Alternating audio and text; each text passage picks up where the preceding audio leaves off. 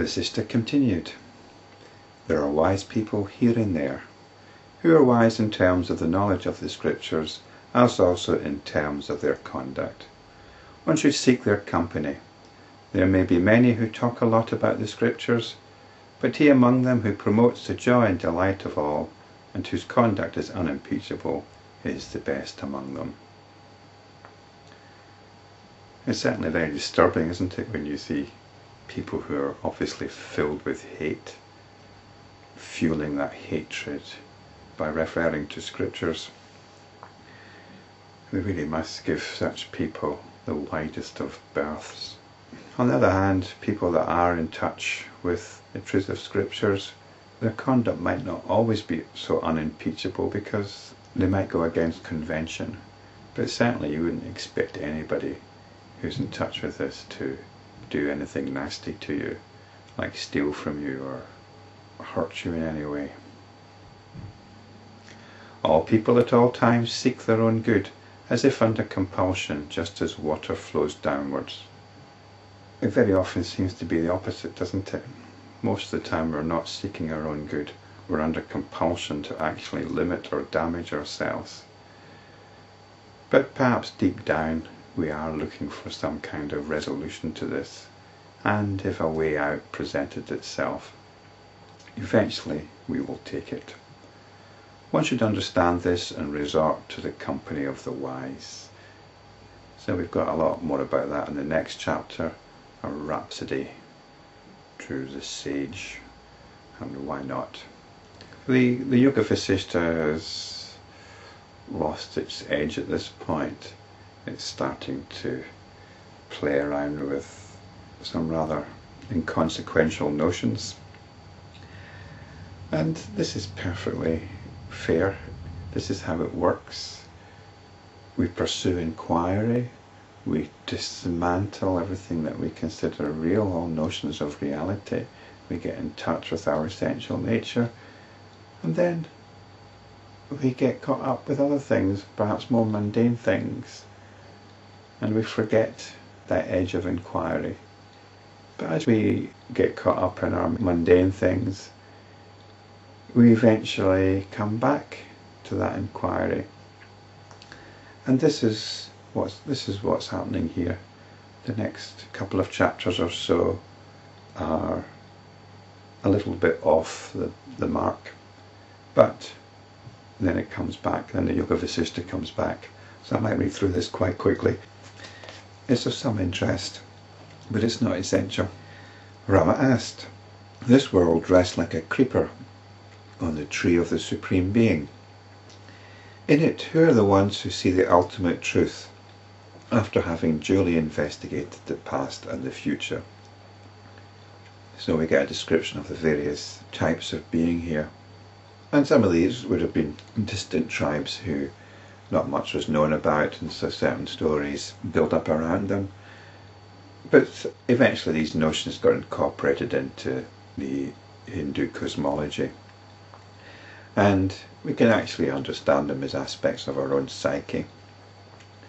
Vasistha replied, in every community there are a number of wise men by whose light there is light in this world. All the people run up and down like dry blades of grass floating on the ocean of samsara. Forgetful of the self, the dwellers in heaven are burnt in the fire of pleasure. So these are people that live godlike existences. They have everything they want, and they just live in this sea of self-indulgence. The deluded demons are destroyed by their enemies, the gods, and hurled into a pit, this is hell, by Narayana. The celestial artists, the gandharvas, do not even inhale a bit of the scent of wisdom. These are the celestial musicians, and this is the point of incense and burnt offerings. The gods eat the scent, the scent from incense or burnt offerings, but not the scent of wisdom. They are lost in the enjoyment of their own music, etc. The celestials, known as Vidyadharas, do not respect sages. being the supporters of learning, they are full of vanity.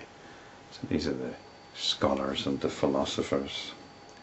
The demigods known as yakshas consider themselves immortals, and they display their dexterity before aged and infirm people.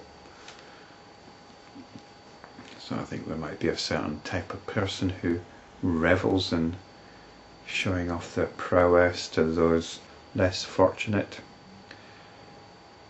The demons known as Rakshasas live in delusion.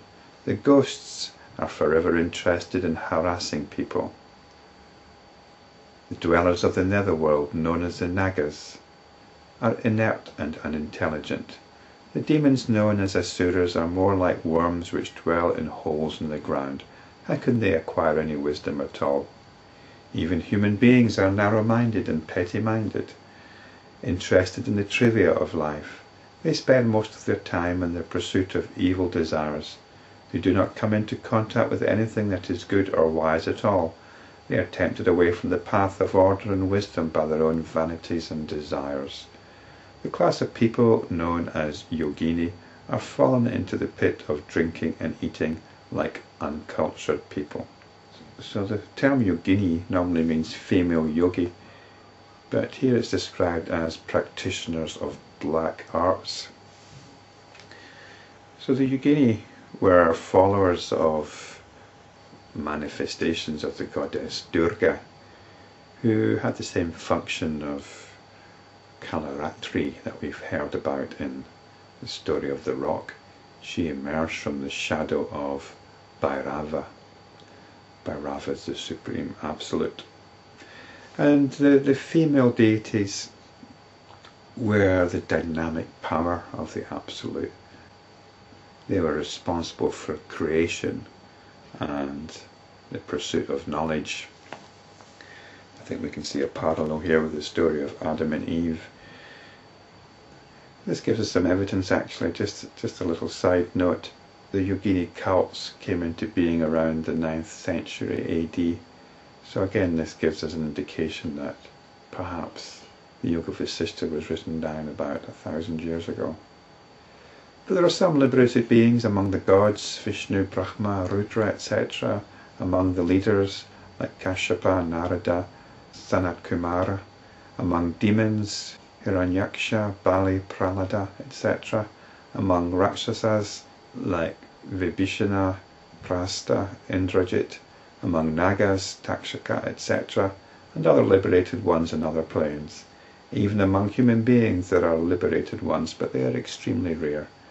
There are millions of beings, but a liberated one is rare. This is how nature works, isn't it? Produces loads of seeds, of eggs, but only one or two ever flower into life.